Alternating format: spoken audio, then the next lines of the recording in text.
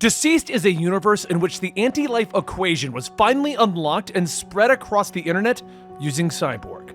It created zombie-like creatures that overran the Earth, and after many heroes died and Superman went to the sun until they figured out a cure, the remaining heroes needed to leave the planet and create a new world, Earth 2.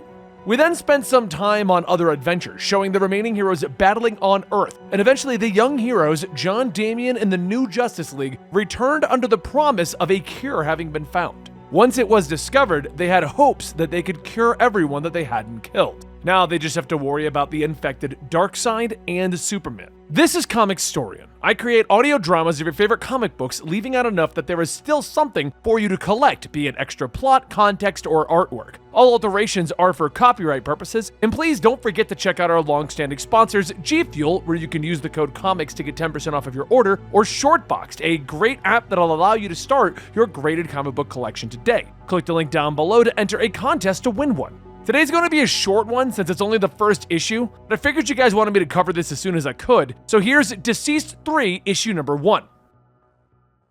In this universe, there are many similarities to the one that we know, though there are slight differences.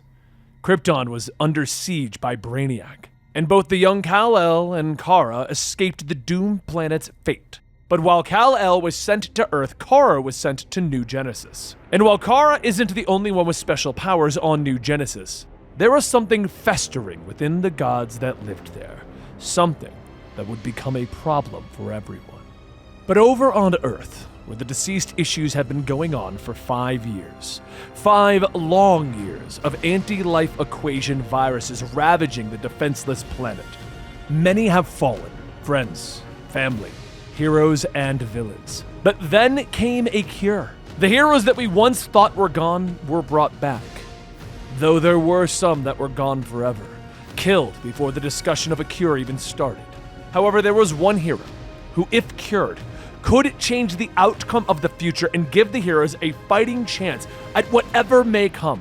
You see, in the heart of the sun, Clark Kent has been feeding for the last 5 years, absorbing so much power that he'd need several of the strongest individuals to hold him down. And that was still a big maybe. Clark's son John, being the only one who could possibly withstand the intense heat of the sun, went in to pull his father out. And out he came. Clark was much faster and stronger than anyone could imagine. Even Green Canary's weapon, the greatest weapon in the universe, was shattered like glass. Between the strength of the heroes holding Clark, there was enough raw power to shift a planet from its orbit. And still, they could barely contain him. 2 days went by, and the Green Lanterns paid a visit to Madame President Lois Lane, since there was no word on the return of the heroes. But before he could get any answers, John Stewart's ring tells him that there has been an energy spike, one that is apocalyptian in nature.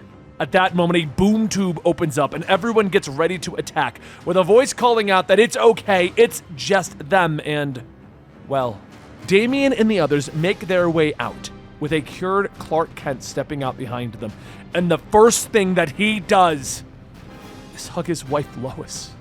But that wasn't the only one that was brought back. Jonathan Kent returned as well.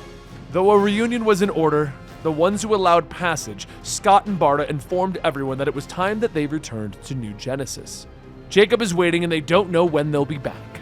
Clark tells them that he understands. They owe their son all the time that they can give him. However, the reunion wasn't all happiness and smiles.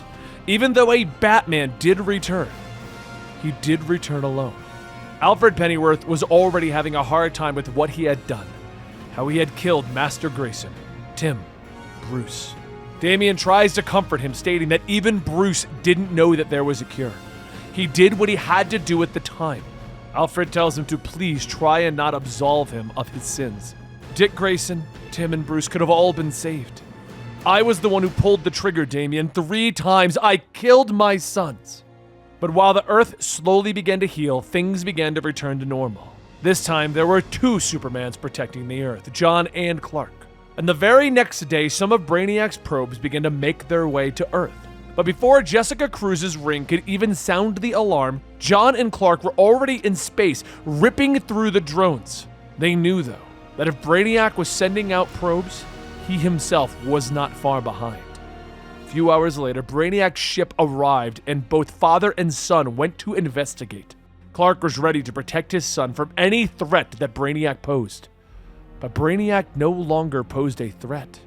He was half destroyed. He told Clark that the gods are dead, but still they come. The new gods will poison the universe. The dead gods will be the end of everything.